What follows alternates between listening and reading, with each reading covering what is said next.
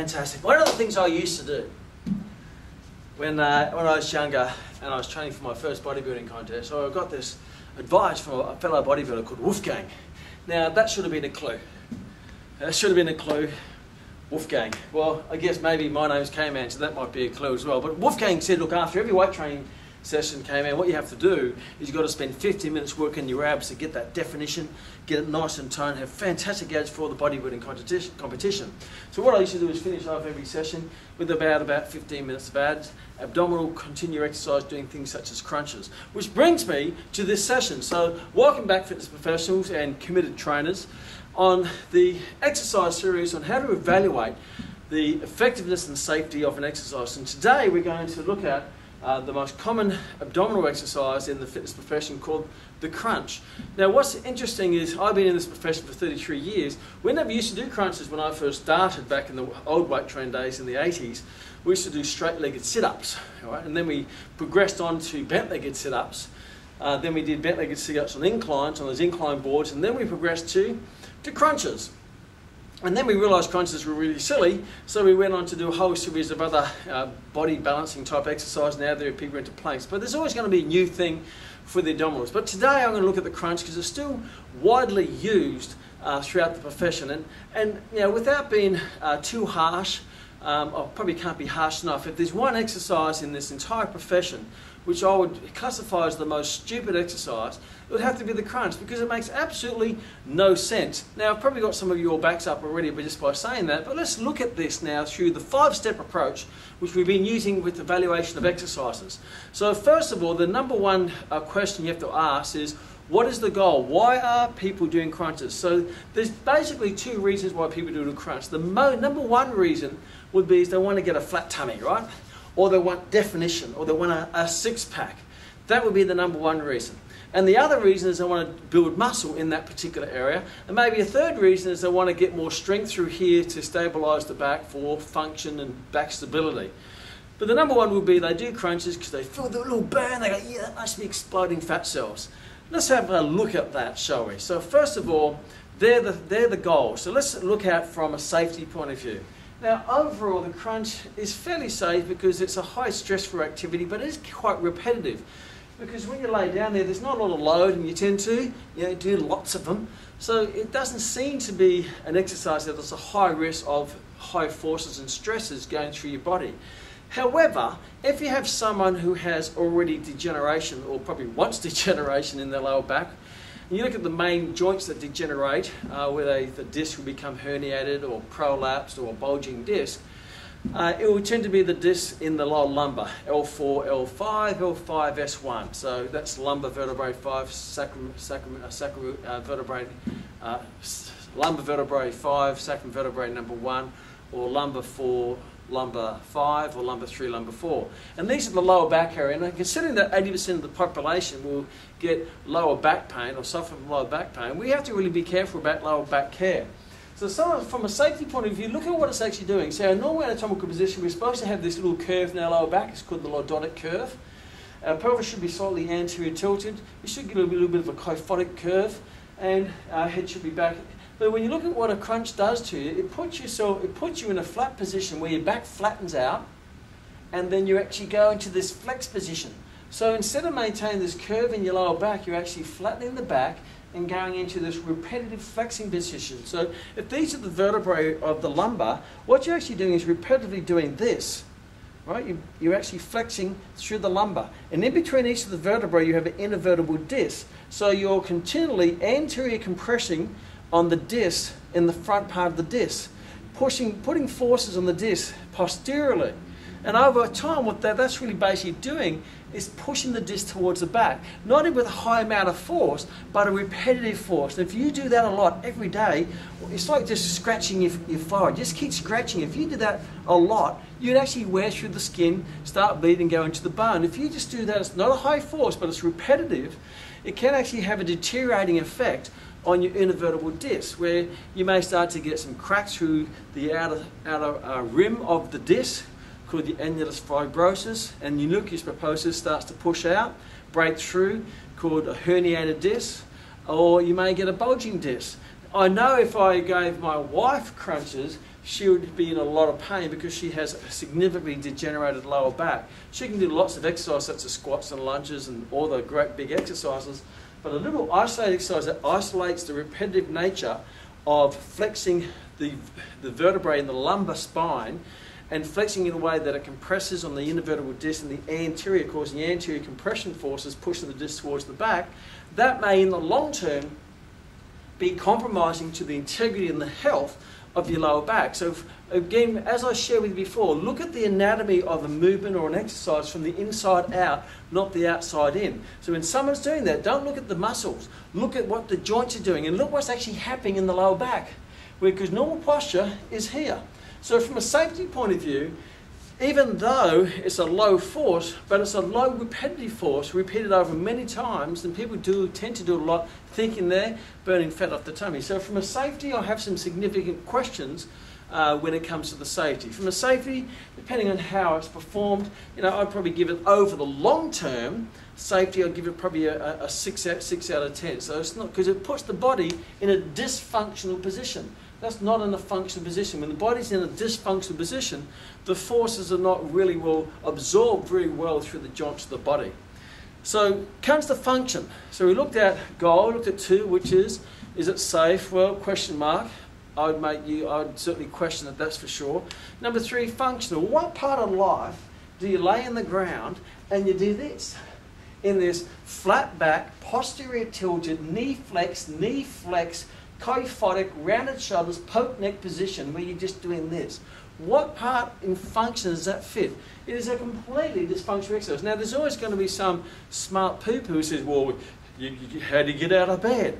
Well, most people roll out of bed, and even if they do crunch out of the bed, they only have to crunch once. So they need the strength to get out once. So why would you just repeat that cause degeneration to do a movement pattern that everyone is quite capable of doing, and if they can't do it, it's probably because of other challenges of being overweight or not having much strength overall. It's not because they can't crunch. There's many other challenges they may have to address. So from a functional point of view, from a joint position, the joint position, dorsiflexion, knee flexion, hip flex, flat back, posterior tilted pelvis, kyphotic, rounded shoulder, poke neck. You tell me what part of life is that functional. I can't see any relationship to functionality whatsoever. If you look at body position, now you're laying on the ground doing this, rolling around on your back like a dead cockroach. What part of function is that? It's got nothing. So people say, it doesn't work your abs to give you functional strength to stabilise your lower back. Yes, your abs are involved. When I say abs, I'm not talking erectus abdominis, I'm talking about the whole group of the abdominal group around here. But when you look at stability of your lower back, when you train your abdominal section to stabilise your lower back, where do you need stabilisation? What position do you want your back to be stabilised in? Well, certainly you don't need it stabilised while you're laying on the ground, because the ground is stabilising you. Where you need stabilisation in the pelvis and the lower back is the upright position. In this position, so I can maintain good posture in walking or gait, in jumping, in running, and playing sports, and stepping and going up and down stairs and picking things up. That's where I need good pelvic stabilisation and lower back stabilisation in conjunction with stabilisation of my ankle, my knee, my hip, and all the other joints in my body. So you need to train the abdominals to help stabilise the lower back and the pelvis in the upright position. So why train a group of muscles whose function is to stabilise your lower back and pelvis in the upright position? Why would you train them laying on the ground? It makes no sense whatsoever. If you're going to train them to the way they function. And how they function in the upright position. So from a functional point of view, I'd give crunches probably a 1 out of 10. And even though it works the muscle that's involved in function and stabilisation, but it works it in the wrong position, in the wrong joint positioning, in the wrong body position with the wrong movement. And you hope that that's going to transfer over into function. So function, it doesn't really sort of have a tick box there whatsoever. It's probably a big cross, little cross for safety, big cross for function. Is there a benefit? Well, we have to look at the 3 main reasons why people do it. Number 1, they want to get a flat tummy, they want a toned tummy, they want a six-pack, which really is determined by how much fat you have over your abdominal region, how much fat, subcutaneous fat. So do you think laying down on the ground, doing this, is going to burn fat off that particular area of your body? And that is a big fat no.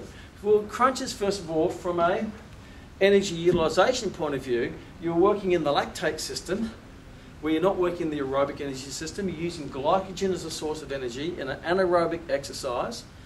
In a short period of time, a minute or 2 minutes of anaerobic intense activity, that gives when you metabolize glycogen by the process of anaerobic glycolysis, you get a byproduct of lactic acid. That lactic acid builds up in the muscle belly, pushes up against the nerve endings and gives that sensation of pain or the burn that people misinterpret as exploding fat cells, where all it is just the byproduct of burning sugar, not fat. And overall, how much energy do you expend doing a crunch? How much energy do you expend doing a crunch in a minute versus how much energy do you expend running on a treadmill in a minute? If you want to get rid of the fat, you have to burn off the energy. So doing a crunch is not going to have a high benefit in relation to fat loss. And you have no choice of where you take the fat off anyway. Do you have choice when you eat a donut where the fat goes on? So I'm going to eat this donut, please go on to my bicep. Now you don't have a choice where the fat goes on, so what makes you think you have a choice where the fat goes off? The fat comes off all over the body. If I have a pool, right, a pool, and there's a deep end and a shallow end, and I go there to the pool with the bucket, and I said, there's too much water in the deep end. So I go down to the deep end, and I start pouring water, bucketing water out of the deep end. You say, what are you doing, Kman? He says, I'm taking water out of the deep end. Is it coming out of the deep end? No, it's coming out of both ends.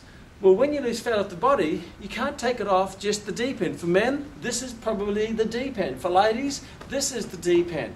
So when you take fat off, and the crunch is not going to take fat off anywhere, let alone the abdominals, but if you do take it off by good eating, better eating, and doing some good cardiovascular exercises and doing things that raise your metabolism throughout the day, then you're going to lose it all over. Ladies, when you lose a little weight, you lose in the face. That's not because you're doing face exercises.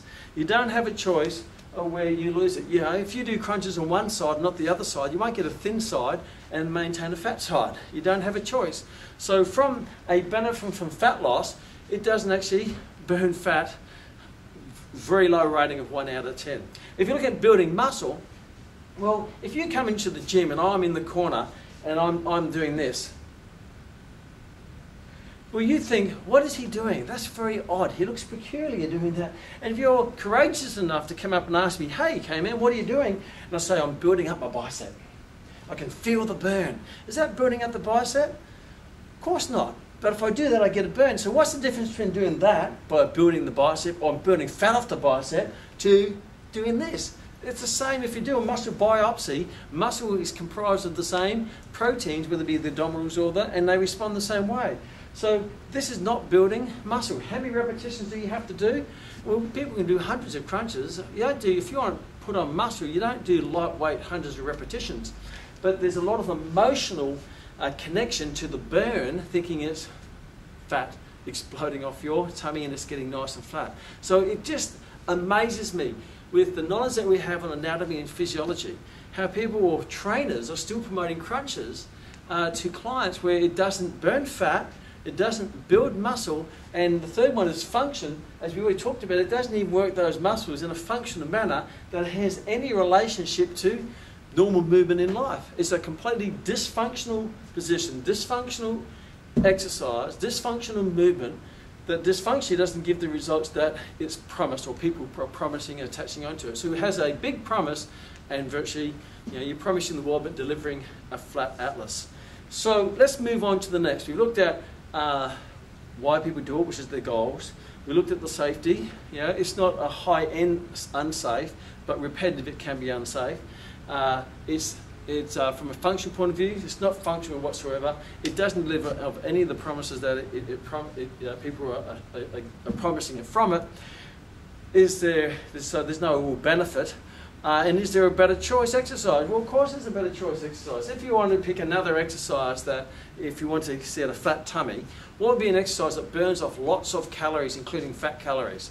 Well, it wouldn't be a crunch. It would be hopping on the treadmill, hopping on the bike, doing huffy puffy, bit more high intensity cardiovascular interval type work to get your body fitter, because the fitter your body gets, the more it turns to burn fat. So you turn your body into a fat burning machine. So if you wanted a better exercise for burning fat, rather than spending 15 minutes on the ground as I used to when I was a young ignorant bodybuilder, burning no fat off, getting a bit of a burn, probably causing me a bit of degeneration in my lower back, which I do have a degenerated lower back now, not just from that, from many other things I used to do, but that certainly contributed to it. I could spend that 15 minutes where I got nothing out of it, just a bit of carpet burn on my back, and I could go and spend 15 minutes burning off an extra 200 calories on the treadmill and actually get fitter, changing my respiratory quotient, meaning basically means I develop my body so it uses fat as a source of energy, not just in the gym, but also in everyday activities, including sleeping, where I turn my body into a fat burning machine. So from a fat loss point of view, get fitter, do cardiovascular exercise, going to be far more better option than laying on the ground and wearing out the carpet on the back like a dead cockroach. I remember when I was young in the nightclubs, used to run in the nightclub dance floors and do what we call the cockroach. Yes, just a little bit of flashback there. The other thing is there a better choice when you want to build muscle through the abdominals? Well, what you have to understand is the abdominals, and when I say abdominals, I'm not just referring to rectus abdominis, I'm referring to rectus abdominis, your internal external obliques, I'm referring to your transverse abdominis, your multifidus, and all these muscles that stabilize the pelvis and the lower back. So from a muscle development point of view, these muscles from a function point of view work to maintain pelvic positioning and lower back stability while you're running, stepping and lunging. So if I want to load that up, the best way to load that up would be doing deadlifts, doing lunges and doing squats. Because if I get stronger doing a deadlift, yes, I'm going to get stronger legs and glutes and lower back, but I'm also have to get a stronger abdominal wall. You cannot get stronger in this movement without getting stronger through the major, most important stabilizing group of muscles that maintain stability through your vertebral column and your pelvis. And they will tend to be the muscles that work the most anyway, not so much the legs. Because you see some people when they really struggle and they go too far, their back does that. That's because their legs are strong, but these ones are working their little bottoms off, if they had bottoms, to maintain that position. So don't go for the burn, because the burn isn't a measurement of muscle force, and the burn is not a measurement of fat loss. A burn is just a byproduct of lactic acid. If anything, you're getting a burn, you're probably in the wrong zone or the wrong physiological zone. Doing good strength training exercises such as squats and lunges and deadlifts are going to train these abdominals. You won't get that little emotional feeling, but they're the wrong feeling. Don't attach the wrong feeling to the result that you want, because then you won't get the result. The feeling is just getting stronger in those basic movements, and plus from a function point of view, they're going to be working all these groups of muscles, what people now call the core, which I'll talk more about that later, which is really the whole group of muscles that stabilize what we call the axial system, to maintain good stability through the axial system, while your peripheral systems can express high amounts of force doing these particular exercises. So are there better choices when it comes to fat loss? Yes. Are there better choices when it comes to building muscle? Yes, but you won't get that emotional lactic acid feel, but that's the wrong feel. And are there better choices when it comes to functionality? Absolutely. Train muscles in the position they're supposed to be trained in the way they're supposed to be trained in everyday life activities or sporting activities. Don't put yourself in a dysfunctional position where the whole body's compromised from an anatomical, physiological and a biomechanical position. It could have adverse effects, but most important, it's not going to deliver on the promise that it's making you. So go out there and live effectively and safely.